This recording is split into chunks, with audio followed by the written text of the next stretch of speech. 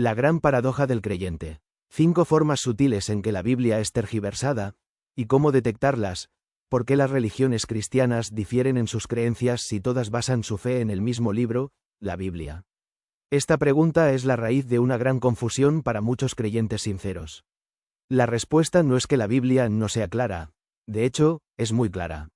El problema real radica en una manipulación sutil del texto, a veces consciente y otras inconscientes, para defender doctrinas preestablecidas a lo largo de los siglos.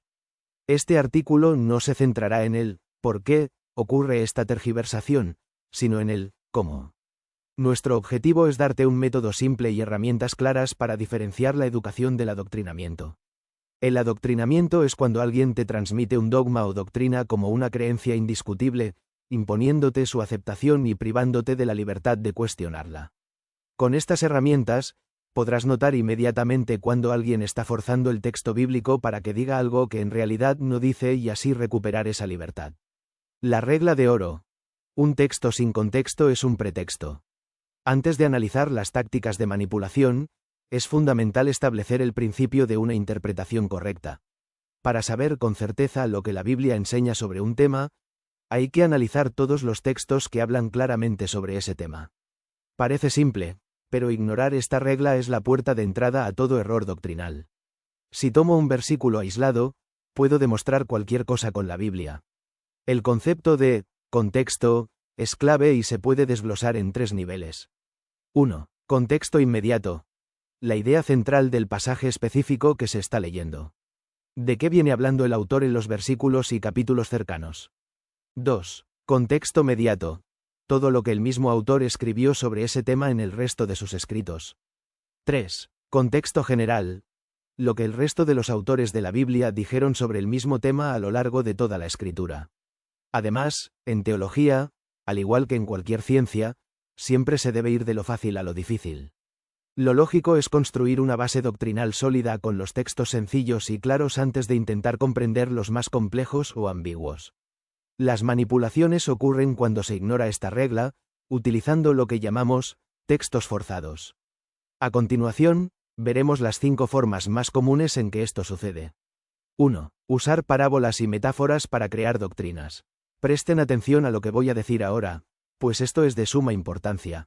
No se puede establecer una doctrina basándose en una parábola. El error.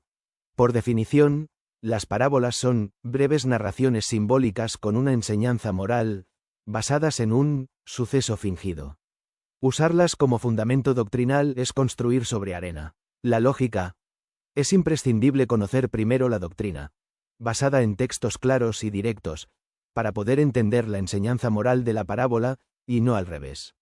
No todas las partes de una parábola tienen un significado simbólico, muchos detalles solo existen para completar la historia.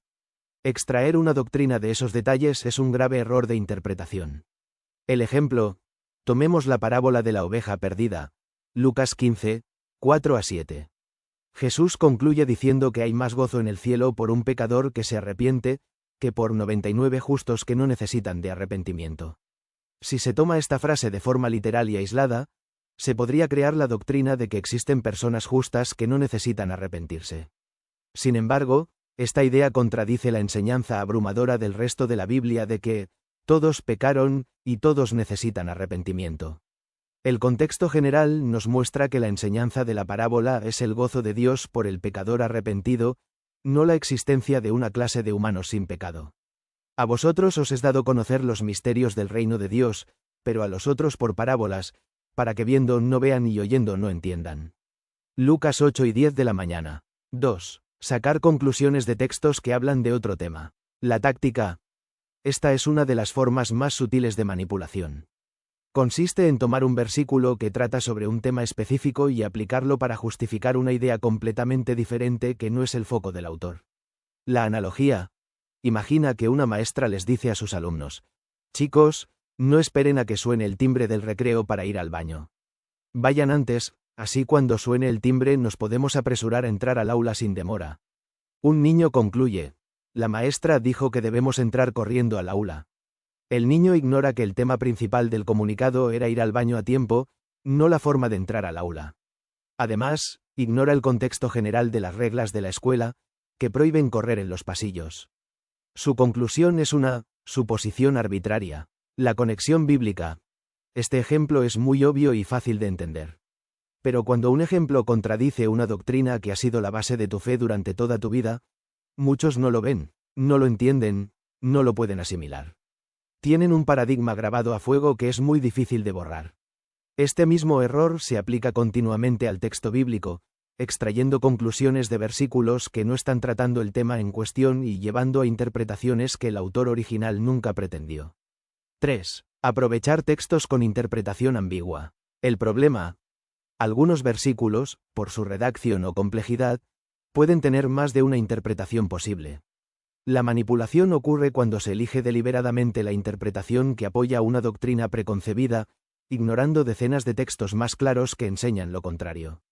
Se escoge la interpretación menos probable, en el mejor de los casos, o directamente una interpretación totalmente improbable. El ejemplo, Hechos 4:33 de la tarde relata que el carcelero de Filipos, enseguida se bautizó él con todos los suyos. Este texto se usa a menudo para justificar el bautismo de infantes, suponiendo que todos los suyos incluía bebés. El contexto, sin embargo, el versículo inmediatamente anterior, Hechos 4:32 de la tarde, aclara quiénes eran todos los suyos, aquellos a quienes les hablaron la palabra del Señor. Lógicamente, esto excluye a los bebés, que no pueden comprender una predicación. La conclusión de que se bautizaron infantes se basa en una suposición arbitraria, ignorando el contexto inmediato que define al grupo. 4. Basarse en traducciones dudosas. El concepto. Toda traducción es una forma de interpretación. Algunos textos tienen traducciones ambiguas, especialmente cuando se trata de idiomas antiguos. El error consiste en elegir la traducción improbable que favorece una idea preconcebida, en lugar de la que se alinea con el contexto general de la Biblia. El ejemplo clave, Lucas 11:43 de la noche, es un caso clásico y una de las manipulaciones bíblicas más descaradas. En muchas Biblias, Jesús le dice al ladrón en la cruz: de cierto te digo, hoy estarás conmigo en el paraíso. Esto se usa para defender la idea de que el alma va al cielo inmediatamente después de la muerte. El problema es que los manuscritos griegos originales no tenían comas ni otros signos de puntuación.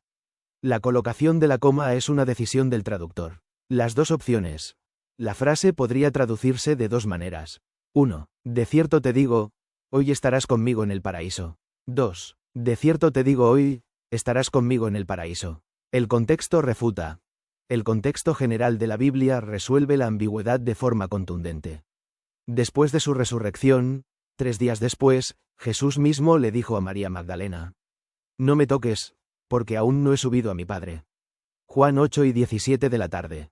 Si Jesús no había ascendido al paraíso el domingo, es imposible que le hubiera prometido al ladrón estar allí con él el viernes. La segunda traducción es la única que encaja con el resto de la Escritura.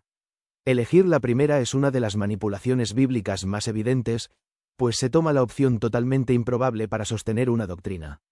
5. Ignorar el contexto sociocultural. La importancia. Es crucial entender qué significaba un texto para su audiencia original. Aplicar un mandato antiguo directamente a nuestro tiempo sin comprender su contexto cultural puede llevar a conclusiones erróneas. Las preguntas clave. Al leer un pasaje, debemos preguntarnos: ¿qué quería decir el texto en esa época, en ese lugar y en esa cultura? ¿Cuál era el problema específico que el autor estaba tratando y cómo podría diferir de nuestro problema actual? Sin este paso, corremos el riesgo de aplicar mandatos culturales locales y temporales como si fueran verdades universales y atemporales, extrayendo conclusiones que el autor bíblico nunca imaginó. Conclusión. Salir de la confusión y buscar la verdad. Ahora posees un conjunto de herramientas sencillas pero poderosas para protegerte del adoctrinamiento y analizar las enseñanzas bíblicas por ti mismo. La Biblia misma advierte sobre este sistema generalizado de engaño doctrinal. Simbólicamente, lo llama Babilonia, que significa confusión. Las falsas doctrinas son representadas como el vino de la fornicación, una verdad fermentada o adulterada que embriaga a las naciones. En contraste, la doctrina verdadera es la sangre de Cristo. Jesús dijo: si no coméis la carne del Hijo del Hombre y bebéis su sangre, no tenéis vida en vosotros. Juan 6:53 de la mañana.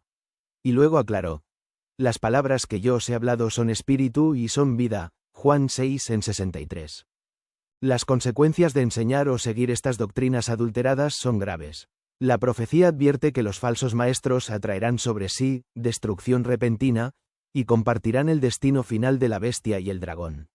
En medio de esta confusión, Dios hace un llamado urgente a su pueblo. Salid de ella, pueblo mío, para que no seáis partícipes de sus pecados, ni recibáis parte de sus plagas. Apocalipsis 18:4. Ahora que tienes las herramientas para diferenciar la educación del adoctrinamiento, ¿te atreves a comprobar por ti mismo si lo que crees se sostiene a la luz de toda la Biblia?